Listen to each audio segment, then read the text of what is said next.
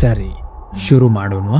Lights off ಮಾಡಿ, ಗುಂಡಿಗೆ ಗಟ್ಟಿ ಮಾಡಿಕೊಳ್ಳಿ, ಕತೆ ಶುರು ಮಾಡೋಣ. ಅದು ಆಗಸ್ಟ್ 15. ಎಲ್ಲರಿಗೂ ಲಾಂಗ್ ವೀಕೆಂಡ್ ಸಿಕ್ಕಿತ್ತು. ರಾಯಚೂರಿನ ಹಾಸ್ಟೆಲ್ ಒಂದರಲ್ಲಿ 3 ಜನ ಗೆಳೆಯರಿದ್ದರು. ಅವರ ಹೆಸರು ರಾಜು, ಮಂಜ ಮತ್ತು ಶಿವ ಅಂತ. ಅವರಿಗೆ ಅವತ್ತು ಹಾಸ್ಟೆಲ್ನಲ್ಲಿ ಯಾರೂ ಇಲ್ಲೇ ಇದ್ದಿದ್ದರಿಂದ ತುಂಬ ಬೋರ್ ಹೊಡೆತಿತ್ತು. ಏನಾದರೂ ಅಡ್ವೆಂಚರ್ ಮಾಡೋಣ ಅಂತ ಕಾಮನ್ ರೂಮ್ ಕಡೆಗೆ ಹೊರಡುತ್ತಾರೆ. ಕಾಮನ್ ರೂಮ್ನಲ್ಲಿ ಒಂದು ಹಳೆಯ ಕಬೋರ್ಡ್ ಇರುತ್ತೆ. ಅದರಲ್ಲಿ ಯಾವಾಗಲೂ carrom, cricket bat, shuttle bat ಸಿಗುತ್ತಾ ಇತ್ತು. ಆದರೆ ಈ ಸಲ ಒಂದು ಬೋರ್ಡ್ ಸಿಕ್ಕಿತ್ತು. ಅದು ಕಪ್ಪಾಗಿದ್ದು ತುಂಬ ಹಳೆಯದಂತೆ ಕಾಣಿಸುತ್ತಿತ್ತು. ಈ ಬೋರ್ಡ್ನ ವಿಶೇಷತೆ ಏನಂದರೆ, ಕೆಲವೊಂದು ಸತ್ತಿರುವ ಆತ್ಮಗಳನ್ನು ನೀವು ಈ ಬೋರ್ಡಿನ ಮುಖಾಂತರ ನಿಮ್ಮ ಬಳಿ ಕರೆಸಿಕೊಳ್ಳಬಹುದು. ಈ ಬೋರ್ಡಿನ ಮೇಲೆ ಒಯ್ಜಾ ಬೋರ್ಡ್ ಅಂತ ಬರೆದಿದ್ದರು. ಆದರೆ ವಿಚಿತ್ರ ಸಂಗತಿ ಅಂದರೆ, ಮಾಮೂಲಿಯಾಗಿ ಒಯ್ಜಾ ಬೋರ್ಡ್ಗಳಲ್ಲಿ ಕರೆದ ಆತ್ಮಗಳನ್ನು ವಾಪಸ್ಸು ಕಳಿಸೋದಕ್ಕೆ ಗುಡ್ ಬೈ ಅಂತ ಬರೆದಿರುತ್ತಾರೆ. ಆದರೆ ಈ ಬೋರ್ಡಿನಲ್ಲಿ ಜೈ ಹಿಂದ್ ಅಂತ ಬರೆದಿದ್ದರು. ಕೆಲಸಕ್ಕೆ ಬಾರದ ವಸ್ತುಗಳನ್ನು ಇಟ್ಟಿದ್ದಾರೆ ಎಂದು ಮಾತನಾಡಿಕೊಂಡಂತಹ ಅವರು ಆ ಬೋರ್ಡ್ನ ಹಿಂದೆ ಇದ್ದಂತಹ ರೂಲ್ಸ್ ಆ್ಯಂಡ್ ರೆಗ್ಯುಲೇಷನ್ ಅನ್ನು ಓದುತ್ತಾರೆ. ಆಟವನ್ನು ಅರ್ಥ ಮಾಡಿಕೊಂಡಂತಹ ಇವರು ಒಂದು ಕೈ ನೋಡೇ ಬಿಡೋಣ ಅಂತ ಆಟ ಶುರು ಮಾಡುತ್ತಾರೆ. ಅವತ್ತು ರಾತ್ರಿ 12 ಗಂಟೆಯ ಹೊತ್ತು ತಮ್ಮ ರೂಮಿನ ಲೈಟನ್ನು ಡಿಮ್ ಮಾಡಿಕೊಂಡರು.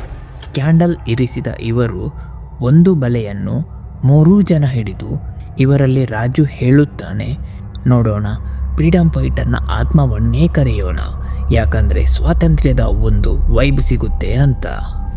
ಮಂಜ ಹೇಳುತ್ತಾನೆ, ನಾವು ಸ್ವಾತಂತ್ರ್ಯದ ಸಮಯದಲ್ಲಿ ಸತ್ತ ಯಾವುದಾದರೂ ಆತ್ಮವನ್ನು ಕರೆಯಲು ಇಚ್ಛಿಸುತ್ತೇವೆ.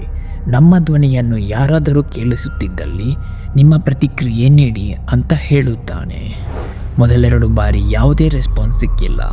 ಆದರೆ 3ನೇ ಬಾರಿಗೆ ಅವರು ಹಿಡಿದಂತಹ ಆ ಬಲೆ ಚಲಿಸಲಾರಂಭಿಸಿತ್ತು. ಅದು ಮುಂದಕ್ಕೆ ಚಲಿಸಿ ಎಸ್ ಎಂಬ ಜಾಗದಲ್ಲಿ ನಿಲ್ಲುತ್ತದೆ.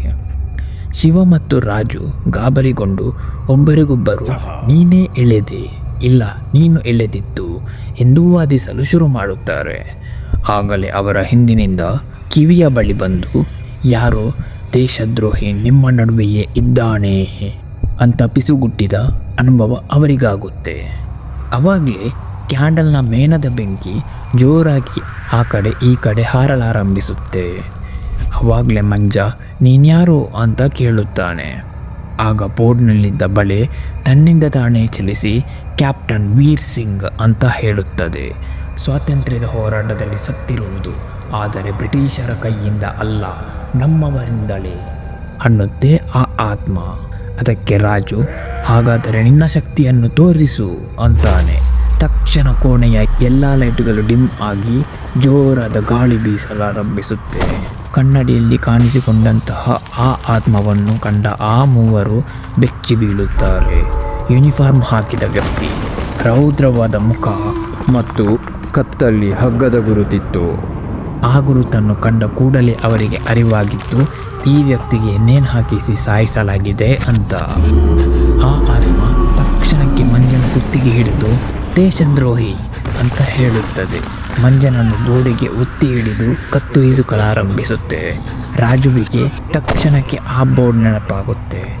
ಕೂಡಲೇ ರಾಜು ಮತ್ತು ಶಿವ ಓಡಿಕೊಂಡು ಬಂದು ಆ ಬಲೆಯನ್ನು ಹಿಡಿದು ಜೈ ಹಿಂದ್ನ ಮೇಲೆ ಇಟ್ಟು ಸೆಲ್ಯೂಟ್ ಹೊಡೆಯುತ್ತಾ ವೀರ್ ಸಿಂಗ್ ಅಮರ್ ರಹೇ ಅಂತ ಜೋರಾಗಿ ಕೂಗುತ್ತಾರೆ. ತಕ್ಷಣಕ್ಕೆ ಬಿರುಗಾಳಿ ನಿಂತು ಹೋಗಿತ್ತು. ರಾಜು ಮತ್ತು ಶಿವನಿಗೆ ಆತ್ಮದ ಇರುವಿಕೆಯ ಅನುಭವ ಕಡಿಮೆಯಾಯಿತು. ಪ್ರಾಣ ಉಳಿಯಿತು. ಮಂಜನನ್ನು ಉಳಿಸುವುದಕ್ಕೆ ಹಾಸ್ಟೆಲ್ ವಾರ್ಡನನ್ನು ಕರೆಯೋಣ ಅಂತ ಓಡುತ್ತಾರೆ. ಮೂಲೆಯಲ್ಲಿ ಬಿದ್ದಿದ್ದ ಮಂಜ ತನ್ನ ಕಣ್ಣನ್ನು ತೆರೆದಾಗ ಆತನ ಕಣ್ಗುಡ್ಡೆ ಮೇಲಕ್ಕಾಗಿತ್ತು. ಏಕೆಂದರೆ ಆ ಆತ್ಮ ಆತನ ಮೈ ಸೇರಿತ್ತು. ದುರಾದೃಷ್ಟಕ್ಕೆ ಮಂಜ ಆ ಆತ್ಮವನ್ನು ಕರೆದಾಗ ಮಾತ್ರ ಕೈ ಹಿಡಿದಿದ್ದ, ಮರುಕಳುಹಿಸಿದಾಗವಲ್ಲ. ರೂಮ್ ವಾರ್ಡನನ್ನು ಕರೆತಂದಾಗ ಅಲ್ಲಿ ಮಂಜ ಇರಲಿಲ್ಲ. ಏಕೆಂದರೆ ಆ ಆತ್ಮ ಆ ಮೋಸಗಾರರ ವಿಳಾಸ ಹಿಡಿದು ಹೊರಟಿತ್ತು. ಮತ್ತೆ ಸೇಡಿನ ಪ್ರತೀಕಾರಕ್ಕಾಗಿ